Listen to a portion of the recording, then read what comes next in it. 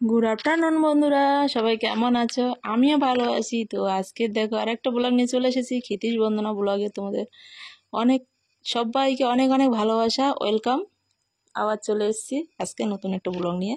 তো আজকে ব্লগটা হবে তোমাদের কি বলো তো, একটু ভুল ত্রুটি হলে ক্ষমা করে দিও। পুরো ভিডিওটাতে আমি আগেই বলে দিচ্ছি, কেননা আজকে আমি না উপোস আছি। আমি ক্ষিতিশ দুজনে উপোস আছি। আমাদের এখানে বাড়ির পাশে মন্দিরে প্রত্যেক বছর যজ্ঞ হয়, 1 সপ্তাহ করে বাড়িতে নিরামিষই চলে।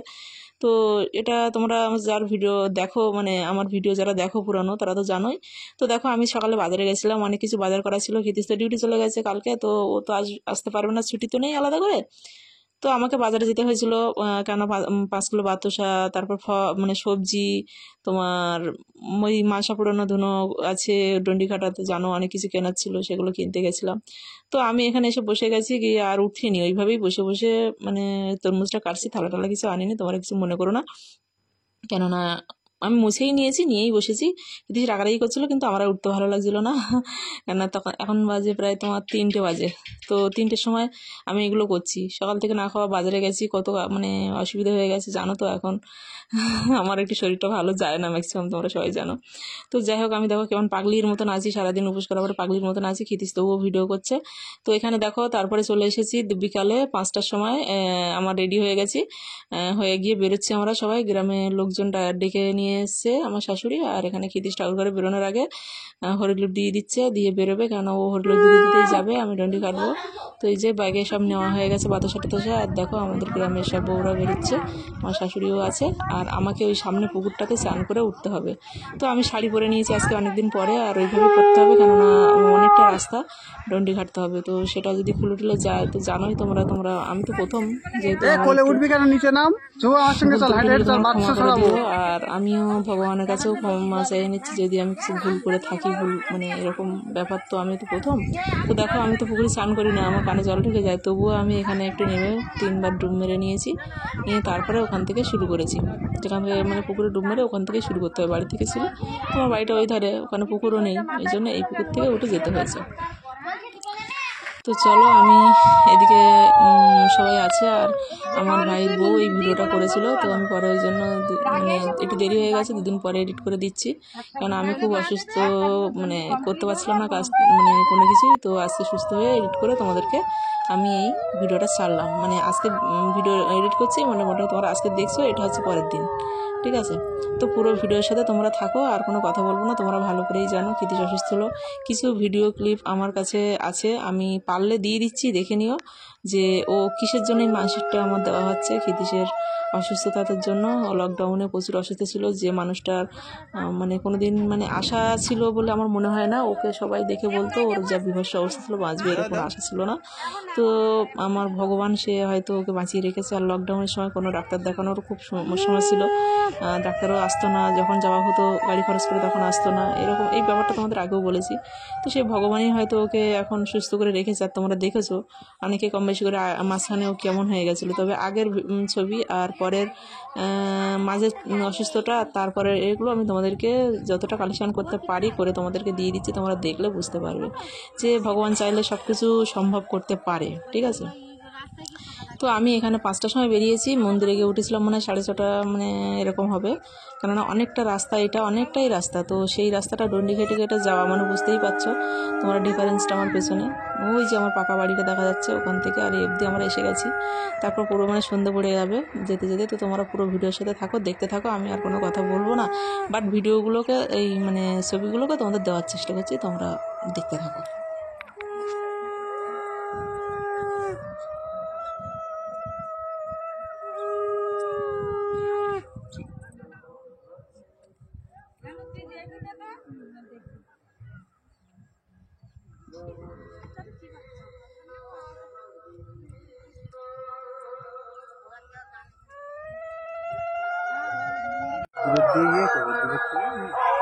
জল ছড়া দিতে হতো, পোকা লাগার সেদিকে গেলাম।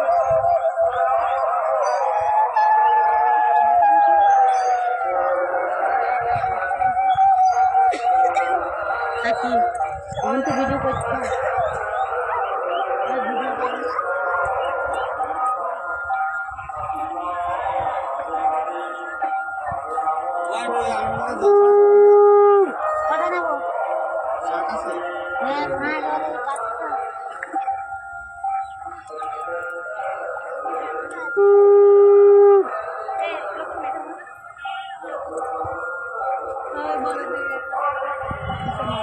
দুধ দিয়েছিল। এই একটা পাতা ওই একটা পাতা করে নিন।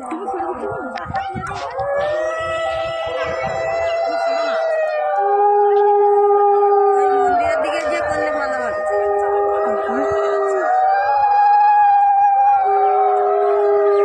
আর একটা কথা না বললে নয়, দেখো এখানে না আমি মানসিকটা দিচ্ছি, আমার শাশুড়ি আমার হাজব্যান্ডে আছে, আর আমার বাপের বাড়ির কাউকেই তোমরা দেখতে পাচ্ছ না।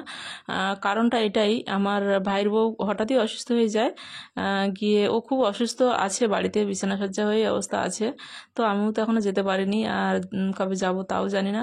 আর আমার বাবা মা মানে সবাই মানে কি বলতো, ওরা অনেকটা দূরে থাকে, অনেকটা দূরে, যেখান থেকে আসাটা মানে সম্ভব না যে আমি মানসিক শোধ করব। আমার মাও আমার বড় মানে খিতিশের জন্য মানসিক করেছে ডন্ডিকাটা এখানে, মানে 50 কিলো বাতাসা। তো সেটা সামনের বছর দিতে এসেছিলো, বাট আমাদের গায়ে ওষুধ ছিল, মেয়ে হয়ে গেছিলো, ওই জন্য আমরা মানে সব রেডি হয়ে গেছিলো, কিন্তু যেদিন আমরা দেবো তার আগের দিন মেয়ে হয়ে গেছে, ওই জন্য আমরা দিতে পারিনি।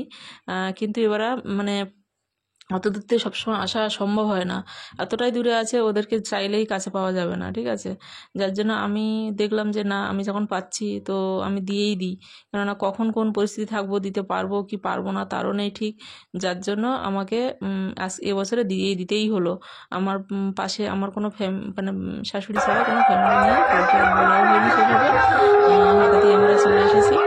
তো যাই হোক, ঠাকুরের আশীর্বাদে, তোমাদের আশীর্বাদে সব কিছু ভালোভাবে হয়ে গেছে এবং হয়ে গেছিলো।